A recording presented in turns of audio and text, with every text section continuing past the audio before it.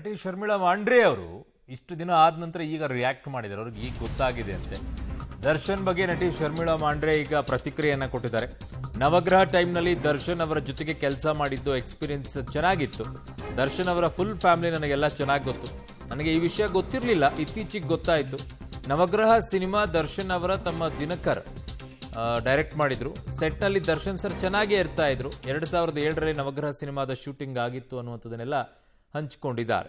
ನವಗ್ರಹ ಅಂದ ತಕ್ಷಣ ದರ್ಶನ್ ಅವ್ರ ನೆನಪಾಗುತ್ತೆ. ಸೊ ಇವತ್ತು ದರ್ಶನ್ ಅವರು ಒಂದು ಪ್ರಕರಣದಲ್ಲಿ ಅರೆಸ್ಟ್ ಆಗಿದ್ದಾರೆ. ಸೊ ಈ ಒಂದು ಪ್ರಕರಣದ ಬಗ್ಗೆ ಹೇಳೋದಾದ್ರೆ ಏನು ಹೇಳ್ತಾರೆ? I think we should just stick to speaking about the film today. ಅಲ್ಲ ಅಂದರೆ ನಿಮ್ಮ ಜೊತೆ ಆ್ಯಕ್ಟ್ ಮಾಡಿದ್ರಲ್ವಾ, ಸೊ ಇವತ್ತು ಅವರು ಒಂದು ಕೊಲೆ ಪ್ರಕರಣದಲ್ಲಿ ಭಾಗಿಯಾಗಿದ್ದಾರೆ ಅಂತ ಒಂದು ಅರೆಸ್ಟ್ ಆಗಿದ್ದಾರೆ, ಆರೋಪ ಸ್ಥಾನದಲ್ಲಿ ನಿಂತಿದ್ದಾರೆ. ಈ ಒಂದು ಪ್ರಕರಣದ ಬಗ್ಗೆ ಏನು ಮಾತಾಡೋದಾದರೆ ಅಥವಾ ನಿಮ್ಮ ಕೋಸ್ಟಾರ್ದು? ಆಫ್ ಕೋರ್ಸ್ ನಂದು ಅವ್ರ ಜೊತೆ ಅವ್ರಿಗೆ ಕೆಲಸ ಮಾಡಿದ ಎಕ್ಸ್ಪೀರಿಯನ್ಸ್ ತುಂಬ ಚೆನ್ನಾಗಿತ್ತು, ಎಸ್ಪೆಷಲಿ ನವಗ್ರಹ ಟೈಮಲ್ಲಿ. ಆ್ಯಂಡ್ ಅವ್ರ ಫುಲ್ ಫ್ಯಾಮಿಲಿ ನನಗೆ ಪರಿಚಯ. So it was that time and I was shooting with it is a wonderful experience.